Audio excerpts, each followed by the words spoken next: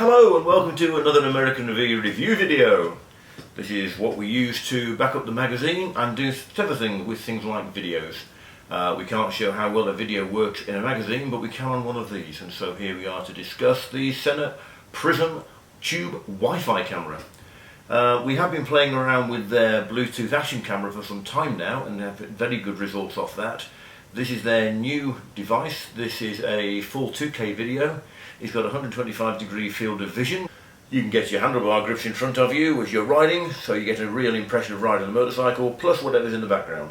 Too wide a field of vision, and you can end up in a situation where you can see the motorbike in all its glorious detail, with that mountain range you really want to try and capture is miles and miles in the background, and you don't get the sense of the majesty of it. But 125 degrees, I reckon, is about right. 2K video, you've heard about 4K video. 2K is one step up from regular 1080p. It's 1440p, which is effectively twice the other HD, which is 720p.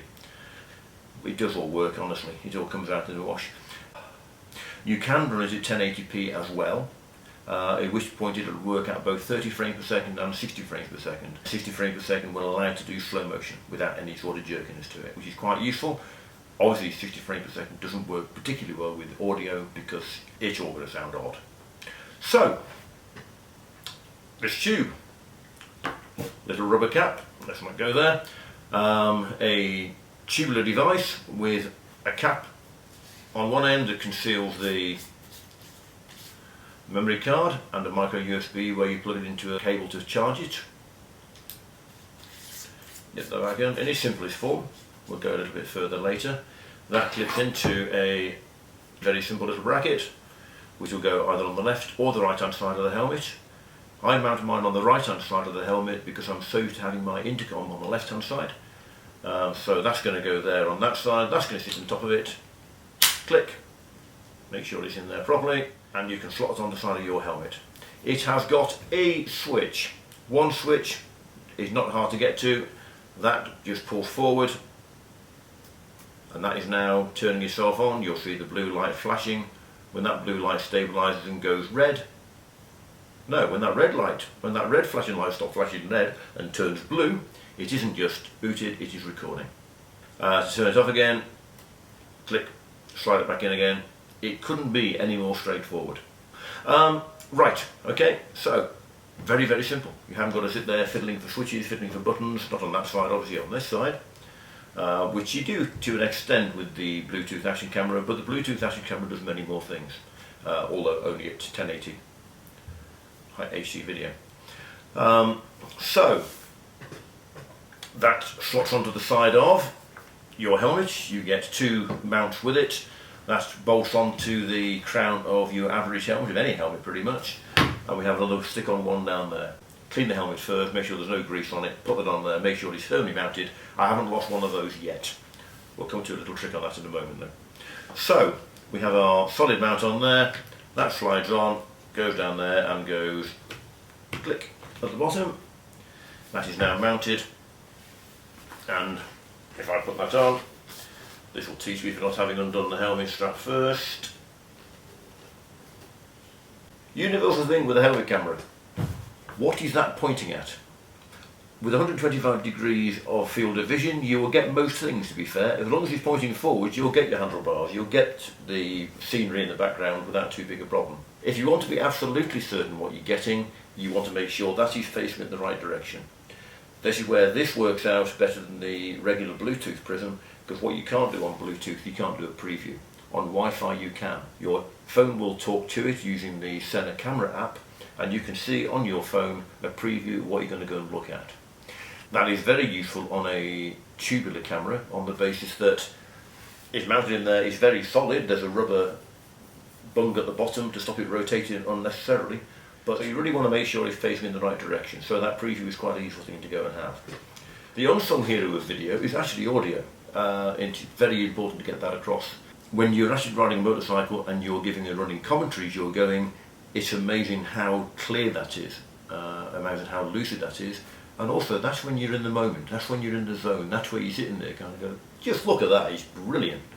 And the enthusiasm comes across without feeling false. So, audio, very, very useful. This has got built into it a microphone. Don't get too excited about that. That is a good microphone when you're standing still, if you're roaming around, if you're saying, oh look at that down there, and you're doing a running commentary in a car park, at a bike meet, as you're getting ready to go somewhere, as you're standing alongside the bike, ticking over, looking over vistas, over bridges.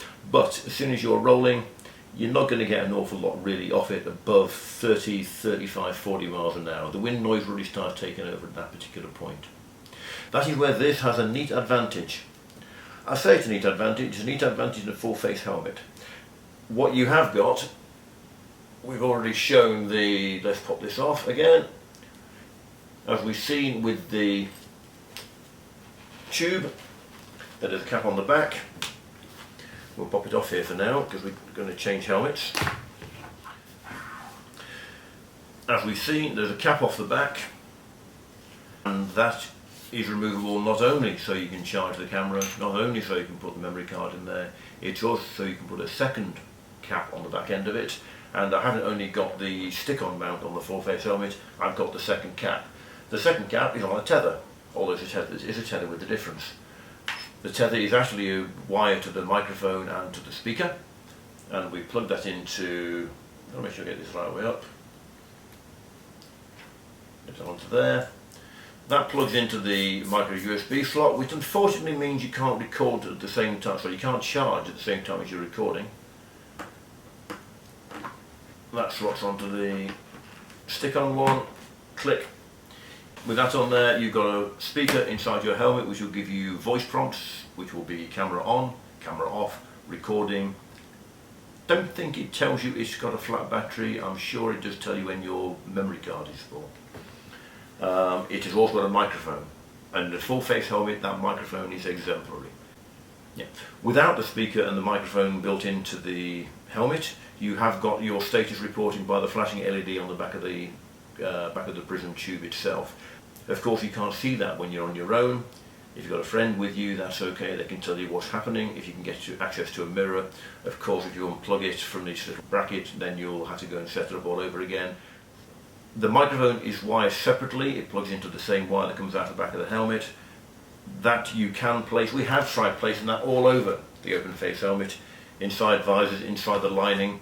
It can't cut it. It can't cut it in the same way that the noise cancelling boom mic on the Sena 20S does when talking to the Bluetooth action camera. And if you were going to be running an open face helmet, I can't recommend the 20S highly enough in conjunction with the Prism Bluetooth action camera. That is sensational. For a full face helmet, this is more than adequate. You'll get absolute clarity. You will hear wind noise inside a full face helmet, the microphone doesn't. It is super clear, there's no question. It is as clear as the boom mic is on the open face. But really it is for a full face helmet. There you go. What we have got on the Prism Tube Wi-Fi, we have loop mode. Loop mode is like a dash cam, effectively. What it will do, it'll record continuously, but every 3 minutes it'll create a new video. And then they will all join up completely seamlessly. Should you have an incident on the road, you want to make sure you save that section, that 3-minute section with the incident in, ideally with the 3-minute in the lead up and the 3-minute post, so you'll see what's actually physically out, or as many 3-minute chunks as you want. If you don't have any incident, you'll never run out of a memory card, because as soon as you get to the end of the memory card, it'll then start overwriting the oldest one that you haven't ring-fenced. If you do want a dashcam video, that's a feature that the tube has got that the Bluetooth action camera hasn't got. Right, we're going to cut to some footage now of the tube on an open face helmet, and then we'll go back to the full face helmet, and the transformation is absolutely staggering. You wouldn't believe it if you didn't hear it. And I'll then go back to some footage of the Prism Bluetooth action camera running through the boom mic through an open face helmet from legacy video we've got. The weather.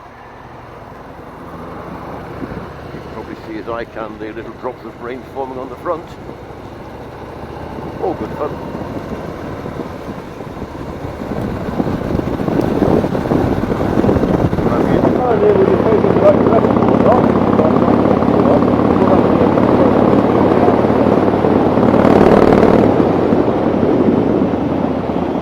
The microphone now is aligned with the helmet, trying to reduce the wind noise.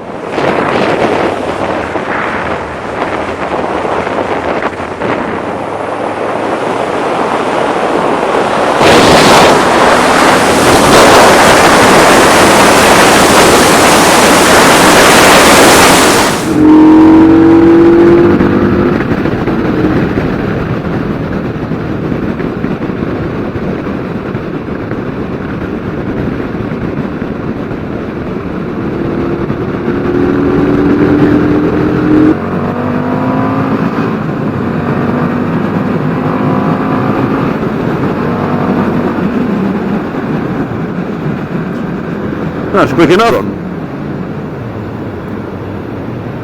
Fairly good roads. I'm not going to set any speed records. I don't know the roads down here well enough to know where they're going to go next.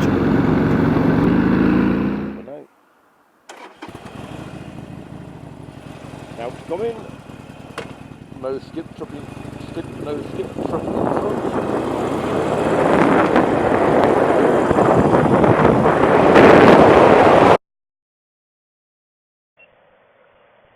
One, two, three, four, five. Photograph sorted out for the photograph sorted out for the tourers. I've flagged a nice burgundy road glide for the run back, and it's a free for all. No, it's not. It'll make a better video having more people in front of me than just the lead rider. And it's a nice run.